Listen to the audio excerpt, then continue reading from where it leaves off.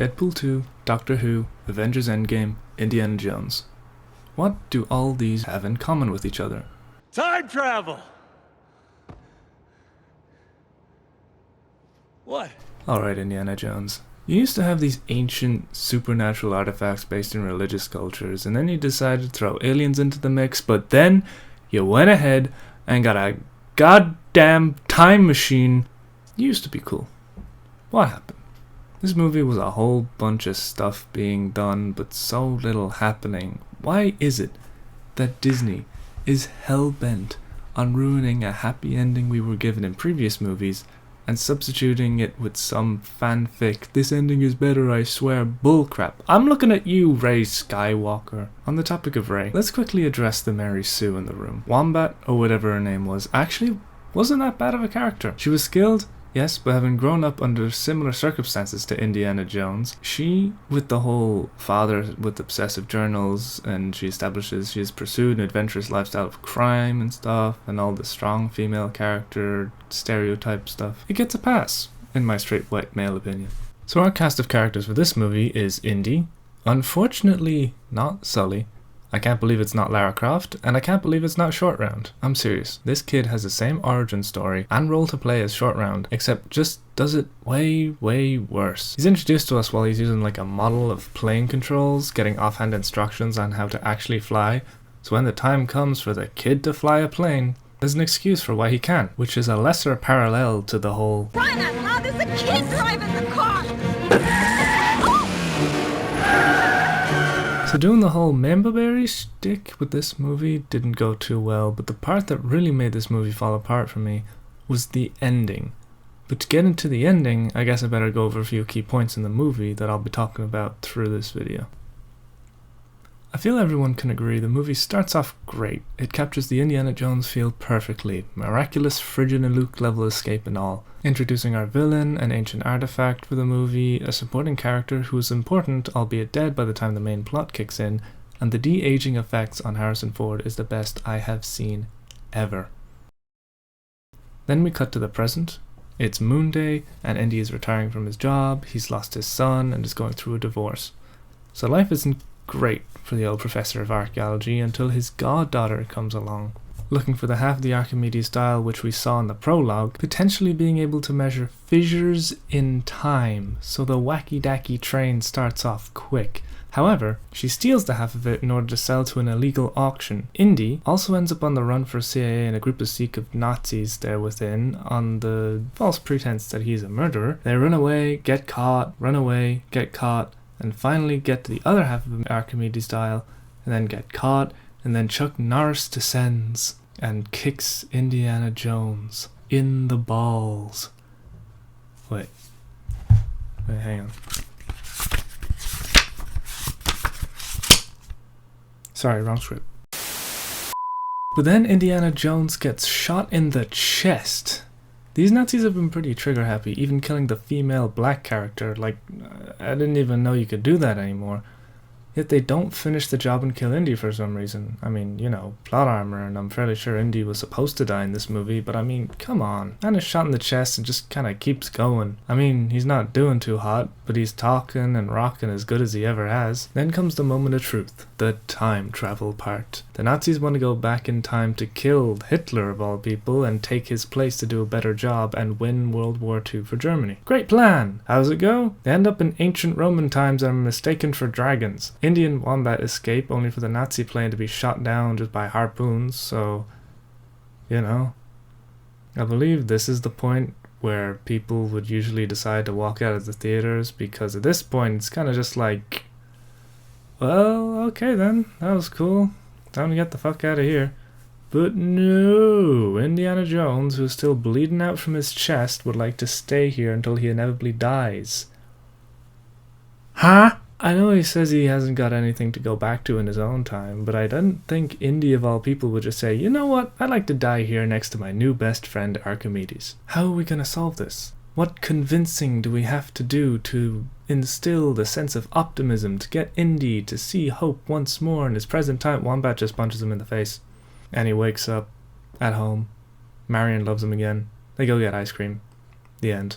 Good fucking job. Now That's how you write a movie. 10 out of 10, 5 stars. My childhood is ruined one unnecessary sequel at a time. Good night. It's all well and good to complain about things in a movie. Any old YouTubing schmuck can do that. Stick a bunch of circles and arrows in the thumbnail and just be done with it. So I guess I better suggest a few fixes, or at least constructively highlight the shortcomings of the movie, and just dream about the send-off that could have been. The first thing I'll talk about, I guess, is the supporting cast. First up,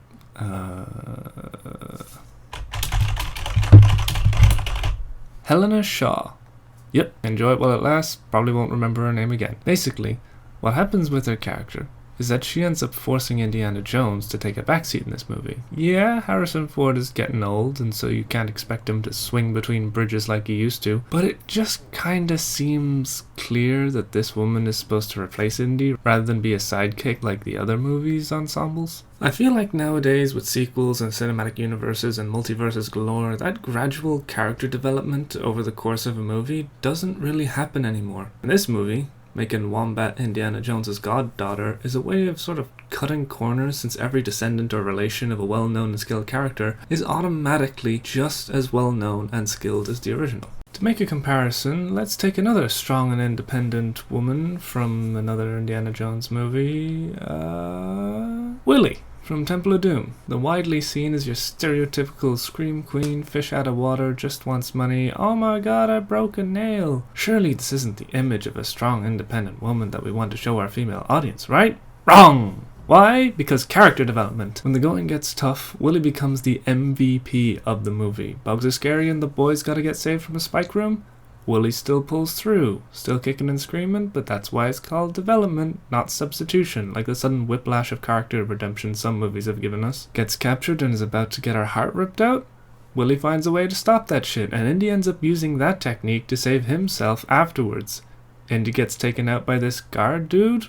Willie finally steps up, no longer worried about cracking a nail, and fucking sucker punches the man. Character development. Meanwhile, in this movie, all the characters are just filled to the brim with excuses and justifications to why they are already knowledgeable and skilled enough to take on the antagonists and solve the ancient puzzles like it's nothing. Not only does it just seem like shoehorned in, but it makes the antagonists seem like just not a threat, considering if they had actually just left the antagonists to do what they were gonna do, they would have ended up being shot down in ancient Rome regardless of them being there or not. And then Teddy here is, like I've mentioned before, just a carbon copy of Short Round, doing all the same stuff but with none of the same charm.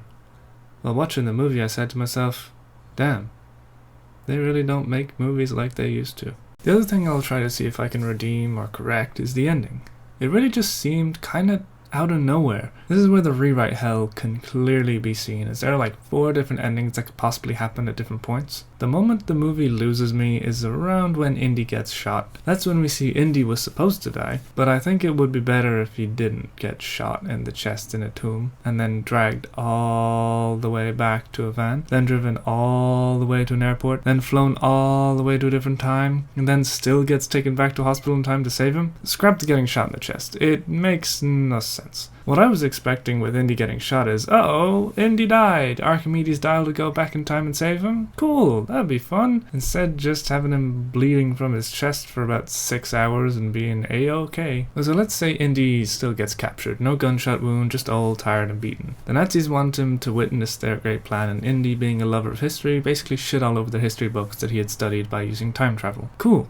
Time travel part gets to stay. I'm not a fan of the BC time travel plot twist, that is, it doesn't give much room for anything to be done that wouldn't fuck up time too badly while they're there. So instead, maybe the time travel works, and they have to actually keep fighting to stop them killing Hitler, which is probably the most ironic thing for Indiana Jones to do, considering the amount of comments that have been made about when Indy went face to face with the Fuhrer himself in the 3rd movie. Or, now hear me out, it's a bit of a long shot, but it kind of brings full loop to something that Indy mentioned early on in the movie. Indy makes the comment about continental drift. The Nazis try to quickly course correct, and it hurtles them way off course, and instead of being on the coast of Italy, they end up on the coast of Vietnam, back in time to before Indiana Jones' son gets killed. The exact time and date where he could interfere in some way to save his son's life, since that's what he said earlier on in the movie that he would do if he could go back in time. Maybe he tries writing writing a letter, Marty McFly style, or interrupts the departure of his son's squad before they head off to their death, or something like that, and Wombat has to convince him otherwise. Meanwhile, the Nazis get shot down because obviously Nazis, and seeing American soldiers gun them down because of their Nazi disguises they had planned to use to go kill Hitler with would be the funniest way